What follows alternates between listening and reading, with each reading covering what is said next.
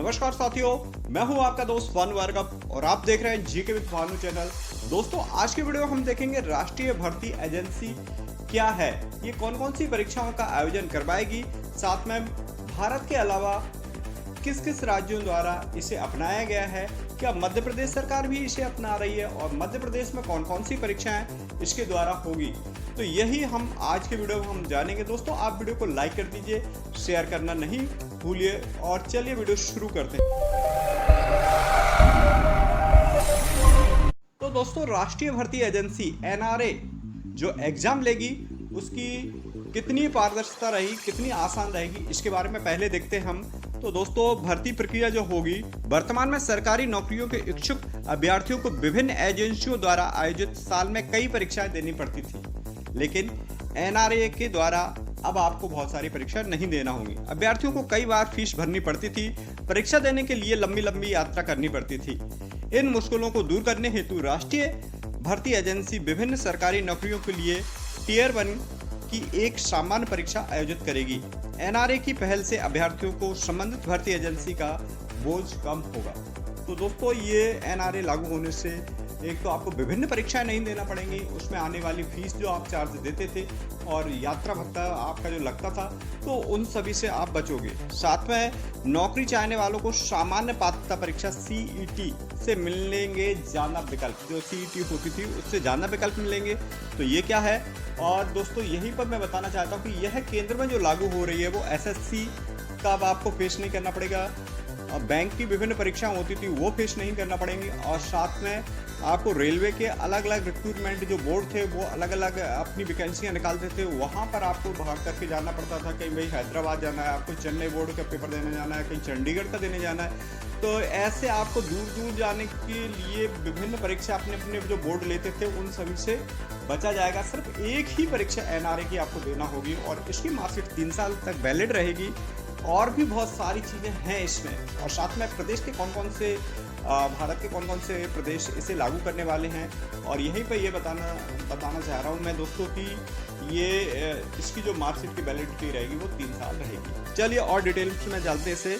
तो नौकरी चाहने वालों को सामान्य पात्रता परीक्षा से मिलेगी ज्यादा विकल्प। अब क्या ज्यादा विकल्प मिलेंगे इसमें? तो दोस्तों, सामान्य पात्रता परीक्षा सीईटी में 3 अलग अलग स्तर पर आयोजित की जाएगी। एक स्नातक स्तर की जाएगी, दूसरी उच्च माध्यमिक यानी 12वीं पास की जाएगी, और एक मैट्रिक पास की जाएगी। तो दोस्तों, ये जो एनआरए जो परीक्षा होगी वो 3 स्तर की होगी। एक 10वीं क्लास पास वालों की अलग परीक्षा होगी, इंटर पास वालों की अलग, और ग्रेजुएशन पास की अलग परीक्षा होगी।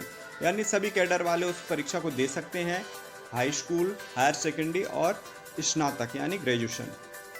साथ में दोस्तों, गैर तकनीकी पदों के लिए कर्मचारी चयन आयोग, रेलवे भर्ती और बैंकिंग कर्मियों चयन संस्थानों में टियर 1 की परीक्षा की जगह सीईटी आयोजित की जाएगी। तो ये 3 प्रमुख परीक्षा की जगह सीईटी आयोजित की जाएगी केंद्र में। केंद्र सरकार में ग्रुप बी और सी के पदों के लिए उम्मीदवारों को शॉर्ट लिस्ट सीईटी द्वारा किया जाएगा। तो दोस्तों, वो ये अच्छी खबर है उन सभी बेरोजगारों को जो बहुत सारी फीस भरते थे, अलग अलग परीक्षा देने पड़ती थी और पैसा नहीं होता था, तो कुछ स्टूडेंट तो हमारे वो परीक्षा में भी नहीं बैठ पाते थे कि भाई कितने फॉर्म भरे, कहाँ का दे। अब आपको सिर्फ एक परीक्षा देना है, तैयारी करना है। देखते हैं, नौकरी चाहने वालों को सामान्य पात्रता सीईटी से मिलेगी ज्यादा विकल्प। तो अब इसमें दोस्तों परीक्षाओं में फाइनल चयन किया जाएगा। उम्मीदवारों को सीईटी स्कोर 3 साल के लिए वैध होगा।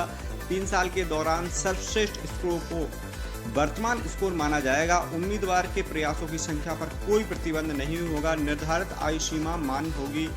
SC, ST, OBC, PWD आदि श्रेणियों के उम्मीदवारों की ऊपरी आयु सीमा में छूट दी जाएगी। तो ये रहेगा। साथ में पारदर्शिता के माध्यम से सुशासन रहेगा। चयन प्रक्रिया में लगने वाले समय में कमी आएगी। दोस्तों, सामान्य पात्रता वाली विभिन्न एजेंसियों द्वारा आयोजित परीक्षाएं अलग अलग देने की मुश्किलें खत्म होगी। साथ में 1000 से अधिक केंद्रों पर सीईटी आयोजित होगी और 117 आकांक्षी जिले सहित प्रत्येक जिले में कम से कम एक परीक्षा केंद्र होगा। तो ये आप नज़दीकी आपको परीक्षा केंद्र भी मिलेगा, और ग्रामीण महिला और वंचित उम्मीदवारों को बेहतर अवसर मिल जाएगा इसके द्वारा, एनआरए के द्वारा। चलिए और देखते हैं और क्या है इसमें। नौकरी तलाश करने वालों को एनआरए देगी प्राथमिकता।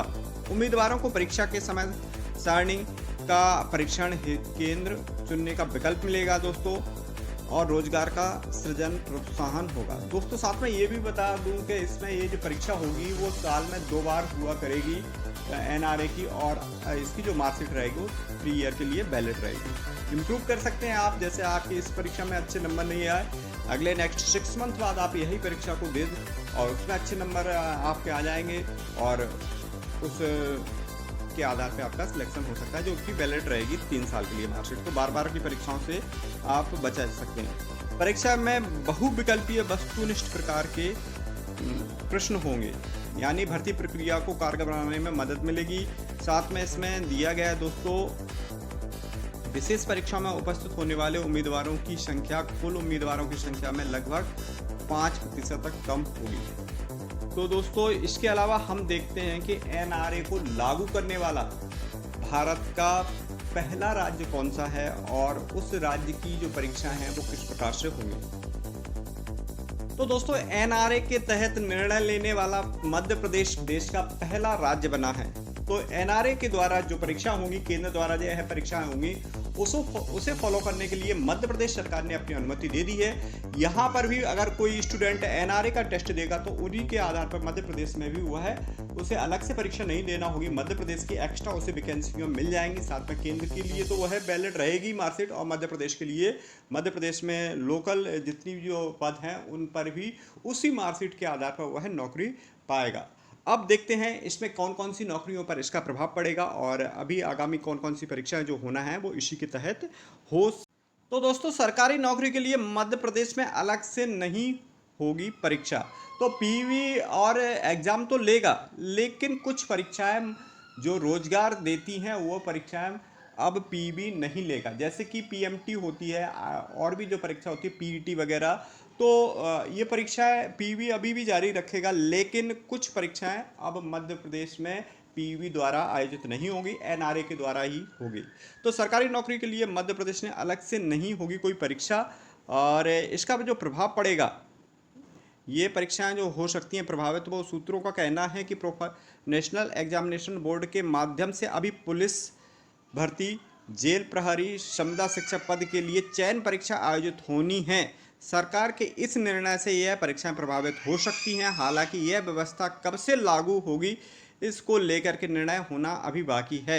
मंत्रालय के अधिकारियों का कहना है कि राष्ट्रीय भर्ती एजेंसी के साथ बोर्ड लिंक होगा या फिर कोई अन्य विकल्प तैयार होगा, इसको लेकर के अभी विचार विमर्श किया जाएगा। तो दोस्तों अभी इस पर विचार विमर्श चलेगा और ये परीक्षा कैसे होंगी, और लेटेस्ट अपडेट के लिए आप बने रहिए हमारे चैनल पर, और हम मिलते हैं दोस्तों अगले वीडियो में। तब तक के लिए जय हिंद, जय भारत।